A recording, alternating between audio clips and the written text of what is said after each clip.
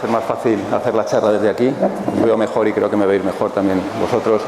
Bueno, muchísimas gracias por la presentación de amigo tan cariñosa, de verdad te lo agradezco un montón. Muchas gracias a la organización por la invitación y de verdad que es un enorme placer para mí estar aquí con vosotros para intentar contaros desde un punto de vista biológico cómo los compuestos activos de una planta, que es el cannabis, pueden producir efectos en nuestro organismo, particularmente en el cerebro, pero también en otras localizaciones de nuestro organismo, y cómo a partir de esos efectos que produce nuestro organismo podemos modular algunos de ellos para hacerlos deseados, para hacerlos terapéuticamente beneficiosos para el organismo. El cannabis, como cualquier planta, produce una gran cantidad de sustancias y nos vamos a centrar en unas concretas, que como sabéis son los cannabinoides, que son los principales responsables de las acciones que produce esta planta en nuestro organismo. Entonces vamos a viajar un poco por este mundo de los cannabinoides, ver cómo impactan en nuestro organismo, qué mecanismos tienen para actuar en nuestro organismo, como os digo, cuáles son los procesos biológicos que controlan y cómo podemos a partir de ahí intentar dilucidar posibles aplicaciones terapéuticas de estos compuestos. Bueno, pues sin más preámbulos vamos a empezar a ver cómo pasamos aquí. Perdón, ¿sí?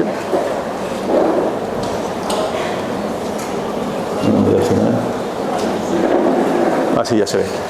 Bueno, pues vamos a empezar entonces a presentar, por decirlo así, a los principales actores de esta película, que no son otros más que, como sabéis, los cannabinoides, los compuestos activos que produce cannabis sativa. Y hoy por hoy, por lo que sabemos en términos de taxonomía vegetal, cannabis sativa es la única planta de todas las especies que pueblan hoy en día la superficie de la Tierra que produce estos compuestos. Hay hoy en día, para que os hagáis una idea, aproximadamente 250.000 especies de plantas verdes, de plantas vasculares, lo que normalmente conocemos como plantas.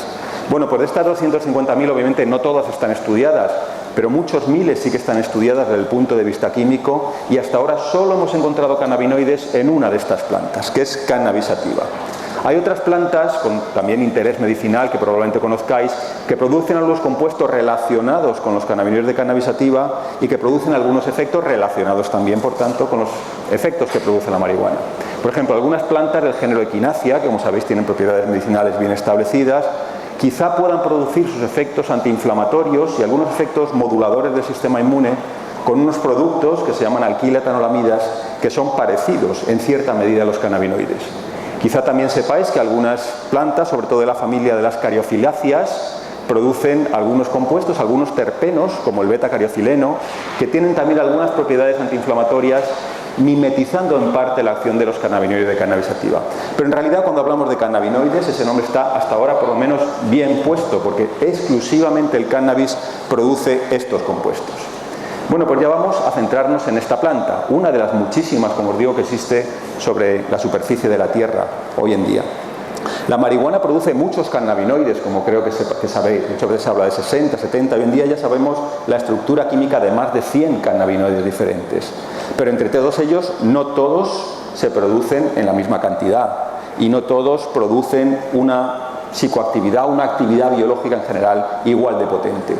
Entonces, si consideramos esos dos factores, primero, abundancia relativa en la planta, obviamente no es lo mismo que haya un 10% de una sustancia que un 0,1%, y potencia relativa, no es lo mismo que una sustancia empuje un proceso biológico en un orden de magnitud, digamos, de 2, a que lo haga en el orden de 20 o que lo haga en el orden de 200. Bueno, pues si consideramos la sustancia generalmente más abundante en la planta y la sustancia con mayor actividad biológica, tenemos por tanto, como bien sabéis, el cannabinoide paradigmático. No es el único, pero sí que es muchas veces el actor principal de las acciones que produce la planta en nuestro organismo. Y este es, como bien sabéis, el delta 9 tetrahidrocannabinol, que generalmente abreviamos como THC. Repito, el THC no es obviamente el único, y sabéis que hay muchos otros cannabinoides, aquí enumero simplemente algunos de ellos, que pueden tener también propiedades importantes, propiedades terapéuticas por sí solo, o sobre todo también modular las acciones del THC. Y entre ellos vamos a destacar, como bien sabéis también claramente, al segundo cannabinoide, que suele ser más abundante en la planta, que tiene algunas propiedades interesantes por sí solo, pero que sobre todo ayuda a atenuar los efectos no deseados del THC, como pueden ser la descoordinación, el cansancio, la sensación de descolocación, la posible producción en algunos casos de algunos brotes o fobias, etcétera, que es el cannabidiol. El cannabidiol, vamos a hablar de él porque es el segundo componente relevante de la planta, y aunque solo sea por atenuar, por decirlo así, lo no deseado del THC y por tanto permitir que el THC sea más limpio en los efectos terapéuticos buscados, en su componente crítico en la planta. Bueno, pues esa es la estructura química del THC, que fue caracterizada precisamente ahora, hace 50 años, en el año 1964, unos químicos de la Universidad Hebrea de Jerusalén caracterizaron este compuesto y le dieron esa fórmula química. Llevamos, por tanto, 50 años, digamos, de conocimiento científico del THC. Bien, esa fórmula sí probablemente a la mayoría de vosotros no os diga nada. Pero si alguno tiene, aunque sean unas nociones básicas de química, lo primero que se le puede venir a la cabeza cuando ve una fórmula de un compuesto como eso es que es un compuesto altamente lipofílico. Por su estructura química, y todos lo sabéis en la práctica, es un compuesto muy poco soluble en agua, y obviamente para extraer los principios activos de la planta, con una infusión es muy difícil hacerlo, hay que calentar y el proceso de extracción es muy poco efectivo.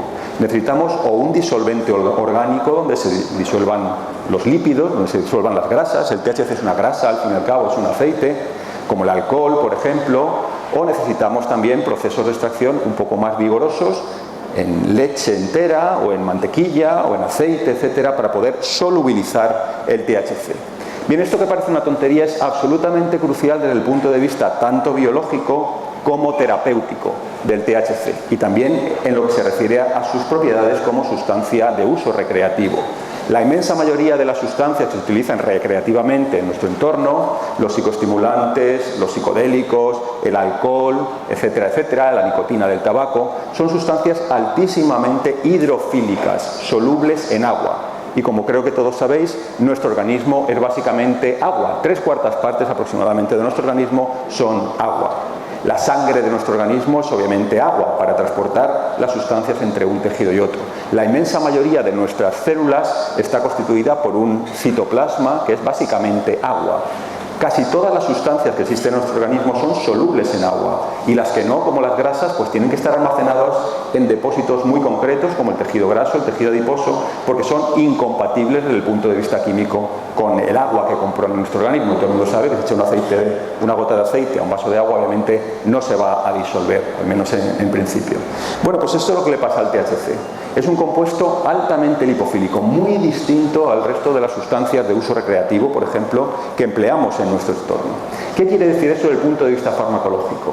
Pues eso quiere decir que cuando nosotros tomamos, por ejemplo, cocaína, o tomamos cafeína, o tomamos nicotina, etcétera, etcétera, esas sustancias van a entrar en nuestro organismo, van a poder disolverse bien en el torrente sanguíneo, van a poder distribuirse muy rápidamente por todo el organismo, van a producir sus efectos de manera muy rápida, pero también, puesto que la principal forma de excreción de sustancias de nuestro organismo es una sustancia hidrofílica, que es la orina, se pueden excretar muy fácilmente de nuestro organismo.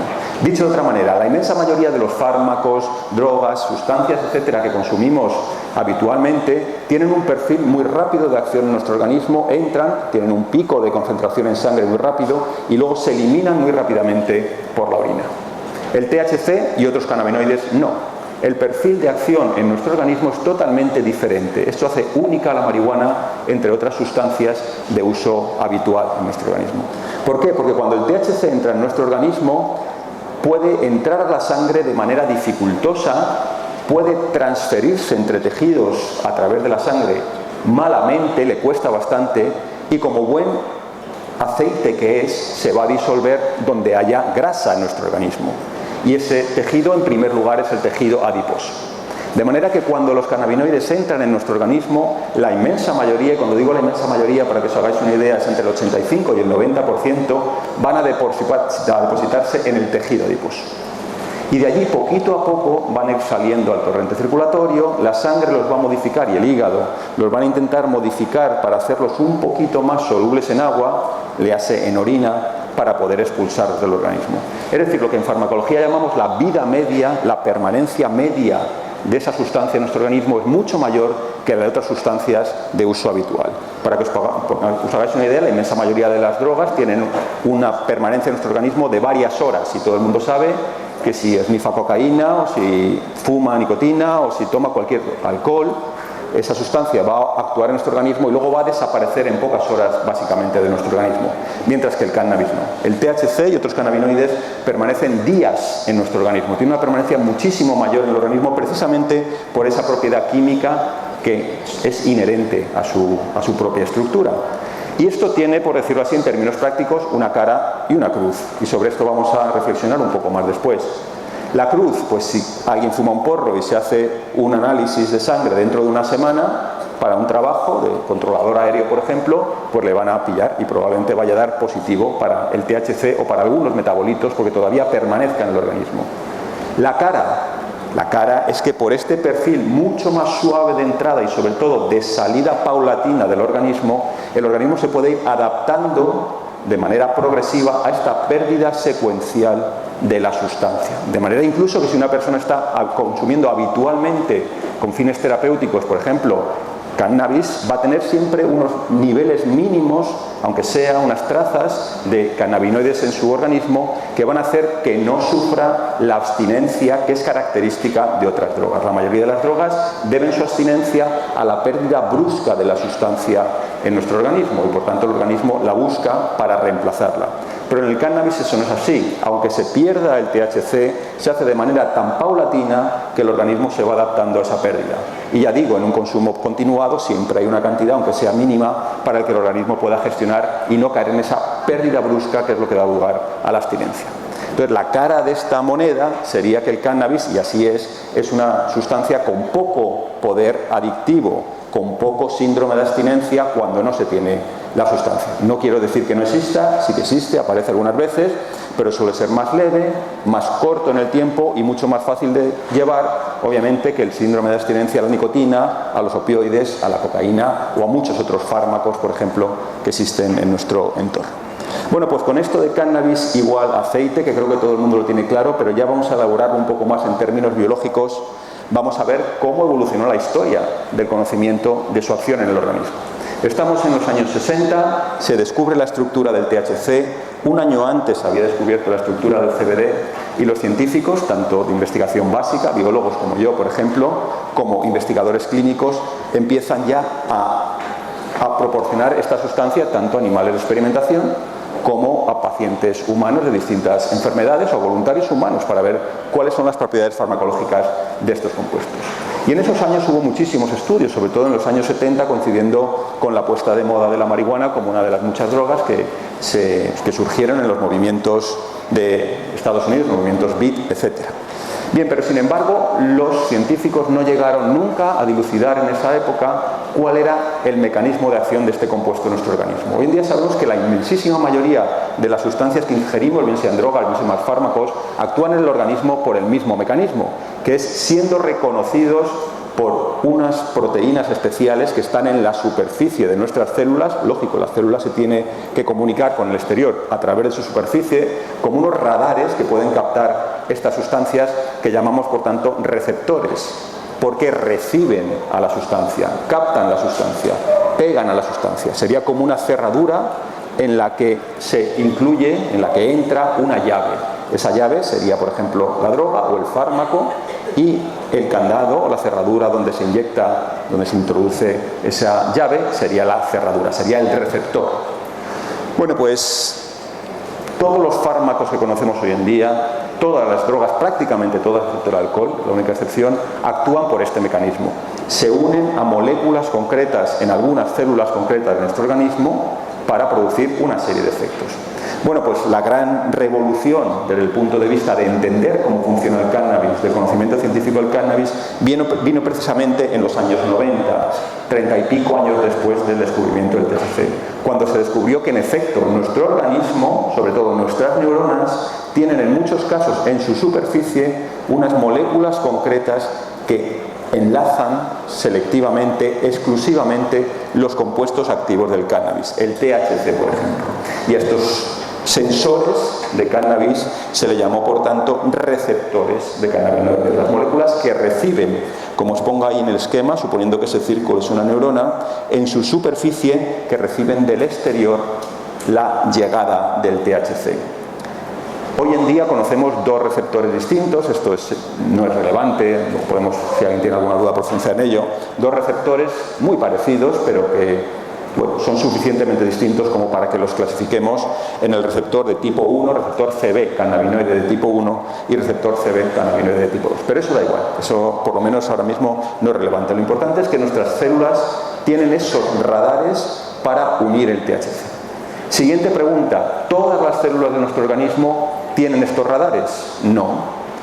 El corolario es obviamente que solo las células que tengan estos radares van a captar el THC y por tanto van a ser sensibles al THC. Las células que no tengan estos radares no van a captar el THC y por tanto no van a responder, no van a ser sensibles al THC. Y os pongo un ejemplo bastante dramático, bastante radical. Precisamente el que os he dicho antes, cuando ingerimos THC, la inmensísima mayoría del THC va a depositarse al tejido graso. En segundo lugar, el THC va al segundo tejido graso más relevante de nuestro organismo, que es el cerebro. Bueno, pues 90% de los cannabinoides al tejido graso, aproximadamente 7% al cerebro. En el tejido graso no hay receptores o apenas hay receptores para cannabinoides. Es decir, por mucho que las células del tejido graso estén inundadas de THC en su alrededor, nunca van a poder reconocerlo. Por eso los efectos de los cannabinoides sobre el tejido graso son ínfimos, casi inexistentes, aunque haya concentraciones locales en nuestro organismo muy elevadas. Sin embargo, en el cerebro sí que hay muchos receptores cannabinoides, ahora veremos específicamente en qué zonas, y por eso esas neuronas, aunque tengan como 10 veces menos cannabinoides a su alrededor que las células del tejido adiposo, van a responder y muy fuertemente al cannabinoide. Es decir, solo las células de nuestro organismo, las zonas de nuestro organismo que tengan estos radares, esa es una idea clave, van a responder, van a ser objeto de la acción de los cannabinoides. Bien, siguiente paso, estamos a principios de los años 90, hace 20 años aproximadamente, y como os comentaba anteriormente, es bien conocido en esa época ya, se empieza a conocer que la inmensa mayoría de las sustancias extrañas a nuestro organismo, ajenas a nuestro organismo, vengan de la naturaleza o de la síntesis química, bien sean fármacos, drogas, da exactamente igual, actúan en el organismo a través de estas moléculas radar, de estos receptores. Y ya se empezaba a extender la idea de que esos receptores obviamente unen la molécula de fuera, porque normalmente, biológicamente, en nuestro día a día, en cada minuto, en cada segundo de nuestro organismo, lo que están realmente es uniendo moléculas de dentro, moléculas que nuestro cerebro y nuestro organismo produce. Por ejemplo, los efectos de la morfina, del opio, como bien sabéis, se deben a que se une a unos receptores, que se llaman por tanto receptores opioides, que biológicamente lo que hacen es unir moléculas endógenas, que llamamos por tanto opioides endógenos, como las endorfinas o las encefalinas, moléculas del placer, como sabéis, moléculas que producen analgesia, etcétera, etcétera. Bueno, pues lo que hace la morfina del opio es simplemente por parecido, por mimetismo químico, imitar la acción de la molécula endógena, que sería la encefalina, la endorfina, etc. La nicotina del tabaco no hace más que imitar la acción, por ejemplo, inhibidora del apetito o estimuladora de la memoria y la atención de una molécula que produce nuestro cerebro que se llama acetilcolina. Un psicoestimulante como la cocaína no hace más que imitar la acción, le hace unirse a los mismos radares por parecido químico que una molécula que produce nuestro organismo, que es la dopamina, que nos incita a movernos de manera biológica. Por tanto, la cocaína hace lo mismo de manera más brusca. Bueno, pues esa idea ya se empezaba a extender y parecía que los cannabinoides no iban a ser la excepción. Y en efecto, en esa primera parte de los años 90, encontramos los cannabinoides que nuestro cerebro está produciendo en muchas situaciones, que son las sustancias que verdaderamente, en términos biológicos, se unen de forma primaria a estos sensores en las neuronas. Estos cannabinoides que produce nuestro organismo, igual que la marihuana produce el THC, se llaman por tanto cannabinoides endógenos o endocannabinoides, suele usarse ese acrónimo, y son, como digo, los cannabinoides desde el punto de vista biológico más relevantes en nuestro organismo, lo que día a día, aunque no estemos ingiriendo marihuana, están uniendo esos receptores y produciendo distintos tipos de efectos. Por tanto, estos cannabinoides endógenos son a nuestro cerebro lo mismo que el THC es a la planta del cannabis. Y el THC en nuestro cerebro no hace más que imitar la acción de estos cannabinoides endógenos.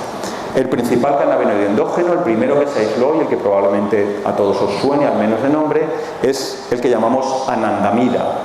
Anandamida es una palabra compuesta por un sufijo amida que hace simplemente alusión al enlace químico que tiene esa molécula, y el prefijo ananda, que en sánscrito, como creo que sabéis, significa embeleso o placer interno, en alusión a los efectos que produce la marihuana, porque la anandamida es nuestra marihuana endógena.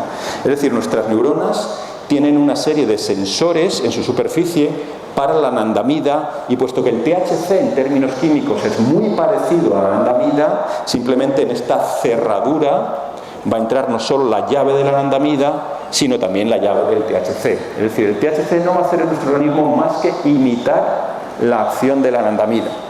Esto en términos generales. Luego podemos entrar en particularidades, pero en general, igual que la morfina del opio imita la acción de las endorfinas, las endógenas, para prevenir el dolor, por ejemplo, uniéndose a las mismas cerraduras, el THC de la planta se une a las mismas cerraduras que tienen, por ejemplo, también los circuitos de dolor en nuestro organismo, y van a inhibir el dolor. Igual que la anandamida inhibe el dolor, el THC imita la acción de la anandamida e inhibe el dolor.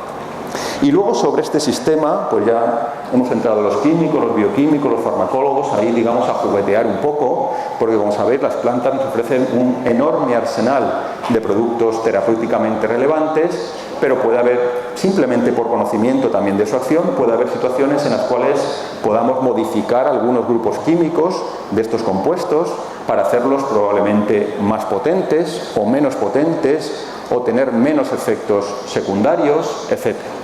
Bueno, y sobre esto se ha hecho bastante en el campo del cannabis, pero lo adelanto y luego vamos a incidir sobre eso, y lo decían antes Pamies.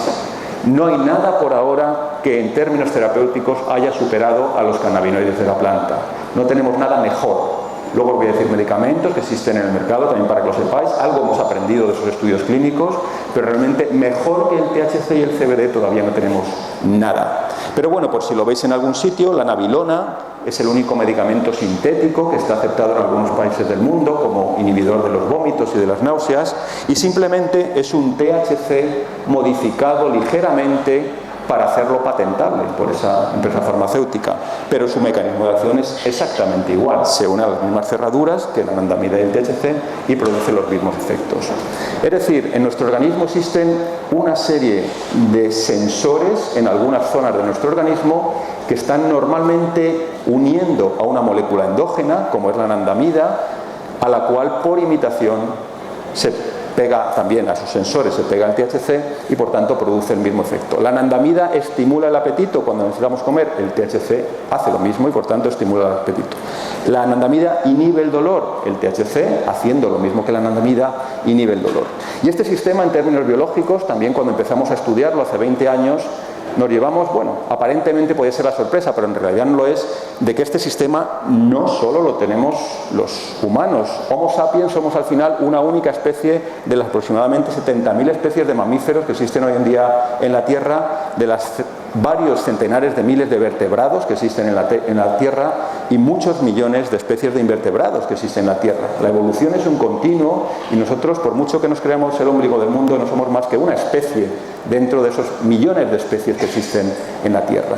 Y este sistema de producir anandamida, por ejemplo, para inhibir el dolor o para estimular la ingesta, no solo lo tenemos nosotros, lo tienen todos los vertebrados.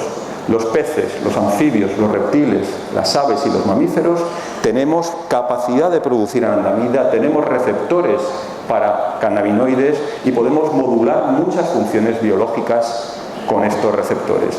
No solo nosotros, sino incluso algunos invertebrados como los erizos de mar o las estrellas de mar producen también anandamida y tienen estos receptores. Es decir, no nos creamos el ombligo de la evolución, somos simplemente una especie más que utiliza este sistema, como muchos otros, para modular sus funciones biológicas. Y aunque una rana o un calamar o un mejillón obviamente no fuman porros, pero está claro también que nunca se van a encontrar con los principios activos de la marihuana en su camino, en su vida, ni como individuos ni como especie probablemente. Sí que tienen este sistema endógeno para controlar procesos, como os digo, como el dolor o la ingesta. Por tanto, es un sistema que está muy conservado en toda la evolución de los animales y que por eso nos indica que probablemente tenga funciones muy primarias, muy vitales en nuestra supervivencia como especie. Bueno, pues la siguiente pregunta que se hizo la comunidad científica, lógicamente, y que probablemente os estéis haciendo vosotros. Las células que tienen receptores responden. Las células que no tienen receptores de cannabinoides no responden a la planta. El cerebro es obviamente el blanco primario de acción de la planta, y eso creo que todo el mundo lo sabe, por uso propio, por uso ajeno. Ahora, todo el cerebro de nuestro sistema nervioso, todo nuestro sistema nervioso en general, ¿es igual o no? No, es altamente variable, y las zonas de nuestro cerebro anterior son muy distintas a la de nuestro cerebro posterior, a la médula espinal, etcétera, etcétera. Dicho de otra manera, y creo que todos lo sabéis, distintos núcleos, distintas zonas de nuestro cerebro controlan distintos procesos biológicos. Es una especialización regional clara en nuestro cerebro, de manera que el área del lenguaje está en una zona concreta, el área del control del apetito está en una zona concreta, etcétera, etcétera. Luego hay cuestiones muy complejas como las emociones, etcétera, que están muy dispersas por distintas áreas del cerebro. Pero entonces la siguiente pregunta que nos podemos hacer es: ¿todas las zonas del cerebro tienen los mismos receptores, la misma cantidad? ¿O hay zonas que sí, hay zonas que no? Obviamente la respuesta es la segunda. Hay zonas de nuestro cerebro que tienen muchos receptores cannabinoides, por tanto son altamente sensibles a los cannabinoides. Dicho de otra manera, por tanto, los procesos biológicos que esas zonas controlan son altamente sensibles a los cannabinoides, y zonas que bastante menos. Bueno, pues yo creo que ya os podéis imaginar, por los efectos que produce la marihuana, y ya sabiendo que el THC lo que hace es unirse a estos radares, a estos receptores, ¿dónde vamos a encontrar más receptores? Pues en las zonas más sensibles a los cannabinoides de la planta, que serán, por otro lado, las zonas que regulan procesos por estos cannabinoides endógenos. Bien, hay 4 zonas donde nuestro cerebro tiene esencialmente una alta cantidad de estos sensores y por tanto es muy sensible: corteza, hipocampo, ganglios basales y cerebelo. Y luego hay otras zonas como hipotálamo, etcétera, que también tienen, pero quizá algo menos. Bien, la corteza. Creo que todo el mundo sabe que la corteza cerebral es el principal área, digamos, racional de nuestro cerebro, el que da el sustrato neurobiológico a la conciencia, y en la corteza, de hecho, están implicados muchísimos tipos de circuitos para el control del aprendizaje, la integración, la memorización, etcétera, etcétera. Y todo el mundo sabe, obviamente, que el THC afecta a esos procesos. Bueno, pues el THC afecta a esos procesos en la corteza porque la corteza tiene receptores para el THC, receptores que normalmente la anandamida está activando, pero cuando metemos THC, el THC va a activar los mismos procesos que la anandamida. Hipocampo, zona de memoria, y todo el mundo es plenamente consciente de que el cannabis afecta a la memoria a corto plazo, no a largo plazo, eso no está demostrado, pero a corto plazo sí. Y podréis pensar quizá muchas veces, pues quizás ese es un efecto no deseado del cannabis, o si queréis en términos biológicos, ¿para qué narices nuestro cerebro desarrolla un sistema amnésico? Porque obviamente el THC produce amnesia a corto plazo. Bueno, pues os fijáis, igual que recordar, almacenar, procesar memorias es absolutamente crucial para nuestra supervivencia como individuos y como especie, olvidar las memorias superfluas o las memorias traumáticas, una guerra, una violación, etcétera, etcétera, es también absolutamente necesario para nuestro bienestar y nuestra supervivencia. Entonces, igual que tenemos en el cerebro, en concreto en el hipocampo, sistemas que fomentan la memoria, necesitamos también, y se ha ido seleccionando a lo largo de la evolución, sistemas que nos olviden, que nos ayuden a olvidar, que nos quiten los superfluos. Entramos en un supermercado y vemos 40 marcas distintas con 40 precios diferentes y vemos 80 caras, está claro que no podemos almacenar todo eso porque nuestro cerebro se saturaría inmediatamente. Entonces, para eliminar lo superfluo, digamos la memoria RAM del ordenador, y para eliminar lo traumático, tenemos un sistema que actúa proactivamente en nuestro cerebro, y este es el sistema cannabinoide, precisamente, son los receptores cannabinoides. Entonces, puede no ser útil en la práctica que tomemos cannabis y se nos olviden las llaves y no sepamos dónde la hemos puesto, pero realmente la existencia de receptores para eliminar activamente esas memorias no deseadas es un logro evolutivo que el sistema cannabinoide controla. Ganglios basales. Los ganglios basales son una estructura de nuestro sistema nervioso central que está implicada en el control del movimiento. Y hay muchas enfermedades del movimiento, como la enfermedad de Parkinson, por ejemplo, que afectan a esta estructura. Es la principal estructura de nuestro cerebro que nos fomenta a movernos, a tener una actividad motora. Todo el mundo sabe, obviamente, que el THC disminuye la actividad motora. Igual que antes, esto puede ser algo positivo o negativo. Si alguien quiere correr una carrera de 100 metros en una final olímpica, pues obviamente no se va a meter 20 miligramos de THC justo antes. Pero si alguien tiene un trastorno hiperkinético, tiene algún tipo de enfermedad que transcurra con temblores, espasmos, tics, etcétera, por poner un ejemplo, pues sí que puede ser positivo el disminuir este movimiento no deseado. Bueno, pues igual en este balance de moverse no moverse, el THC lo que hace es disminuir la actividad motora, y lo hace precisamente porque en los ganglios basales hay receptores que la anandamida normalmente, ya desde el punto de vista biológico, nos permite a través de ellos disminuir la actividad motora, y el THC cuando lo ingerimos pues pasa a hacer lo mismo.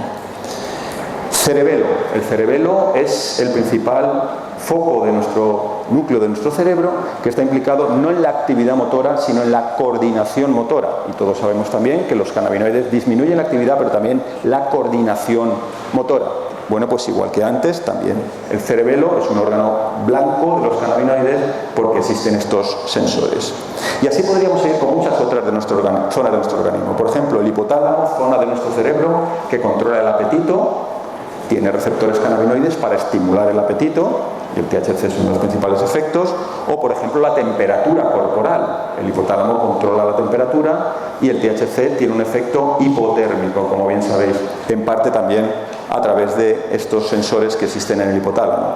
Por ejemplo, hay núcleos en nuestro cerebro que controlan la náusea y el vómito, y es una de las principales acciones que tiene el THC, como sabéis, y desde el punto de vista terapéutico quizá la más clásica.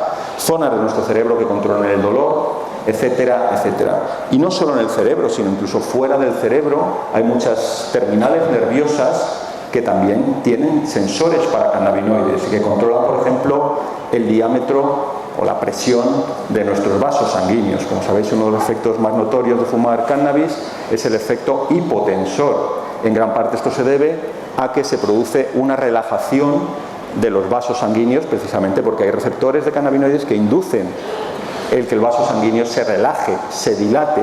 Por tanto, si un vaso se hace más grande, igual que si una tubería se hace más grande, la fuerza que impone la sangre o el agua, si fuera una tubería, sobre las paredes es menor, hay un flujo menor y por tanto la presión sanguínea disminuye, y eso hace que tengamos el efecto hipotensor simplemente por aumentar el diámetro de los vasos sanguíneos. Es decir, los receptores cannabinoides están localizados en muchísimas zonas de nuestro organismo, biológicamente controlan un montón de procesos y por tanto terapéuticamente pueden dar pie a un montón de posibles acciones interesantes. Bien, vamos a meternos entonces ya directamente en este tema. Ya entendemos el por qué, creo que ahora va a ser más fácil entender el qué. ¿Qué sabemos o qué podemos reflexionar? Y no pretendo ser exhaustivo, vamos a intentar pasar más o menos rápido y luego, si queréis, pasamos a un turno de preguntas más concreto. Desde un punto de vista, si queréis, de farmacología oficial, ¿son buenos fármacos los cannabinoides? ¿Son malos fármacos los cannabinoides? ¿O depende? Bueno, como todo podríamos decir depende, pero en principio los cannabinoides nos ofrecen posibilidades terapéuticas muy relevantes y algunas de ellas, como ya veremos, ya también aceptadas por la farmacología oficial, y es una batalla muy dura, pero poco a poco han ido pasando ya el listón de vencer prejuicios, de vencer estudios clínicos y ya incluso medicamentos que se pueden utilizar.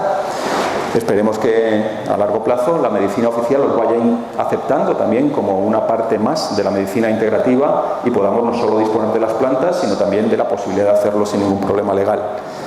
Bueno, ¿de dónde podemos obtener los cannabinoides? Evidentemente, la Santa María. La María es la principal fuente de cannabinoides naturales. Hasta ahora, la única fuente de cannabinoides naturales. La marihuana es obviamente una mezcla de compuestos y, como todos sabéis, no son todas iguales las marihuanas. En función de los compuestos químicos que producen, pues serán más aptas para un tipo de uso o más aptas para otro tipo de uso. Hay 100 cannabinoides distintos y la farmacología de la mayoría de ellos todavía no lo conocemos, pero sí conocemos al menos los dos principales y bastante bien, el THC y el CBD. Entonces, en ese sentido, y para entendernos, vamos a manejarnos con marihuanas más ricas en THC van a colocar más, pero van a tener algunos efectos, por ejemplo, analgésicos bastante potentes. Marihuanas más ricas en CBD van a ser bastante más suaves y pueden ser a lo mejor interesantes, por poner un ejemplo, en casos de epilepsia. Y luego marihuanas que combinan THC y CBD, que son las más usadas porque generalmente añaden a las propiedades terapéuticas del THC el buen hacer, digamos, antagonizando los efectos no deseados, haciendo más tolerable la planta que produce el THC. Y hoy en día es fácil, esencialmente, hacer aceites, por ejemplo, más ricos en THC, más ricos en CBD o mezclas de THC y CBD. Y con eso esencialmente tenemos ya cubierto toda la gama, o prácticamente toda la gama farmacológica que impondrían pues, los distintos, o que permitirían los compuestos activos de la marihuana. Y luego a partir de ahí pues han surgido medicamentos, os los enumero porque algunos los conoceréis, y es cierto que con eso también hemos aprendido cosas, a un precio demasiado alto obviamente y con un esfuerzo que se podría haber utilizado de otra manera. Pero ya que esos estudios se han hecho, pues algo hemos aprendido. Hemos aprendido que hace el THC solo, por ejemplo en forma de marinol, algo de lo que hacen el THC y CBD en mezclas más o menos parecidas, en proporciones 1:1, como es el Sativex, lo que hacen algunos derivados sintéticos del THC, como he dicho antes la nabilona, que no añaden nada nuevo al THC, realmente más que la patentabilidad por la empresa que lo ha hecho, y más recientemente el CBD puro, que ya ha sido aprobado por la Organización Reguladora de Estados Unidos para algunos casos, como probablemente sepáis, de epilepsias infantiles. Pero bueno, que ese medicamento se puede sacar de la planta. Realmente plantas ricas en CBD hoy en día es muy fácil producir, plantas ricas en THC también, y mezclas bien a partir de semillas que produzcan y método de extracción que produzcan los dos simultáneamente o simplemente mezclando uno y otro, pues ya tenemos esencialmente todo. Es decir, hay medicamentos y eso está bien porque también, digamos, va aliviando un poco las tensiones y facilitando caminos de cara a ir avanzando pasos frente a la medicina oficial. Pero bueno, que hoy por hoy realmente, y os lo digo con el corazón en la mano, no hay nada realmente que mejore o que aporte nada nuevo al THC y al CBD de la planta.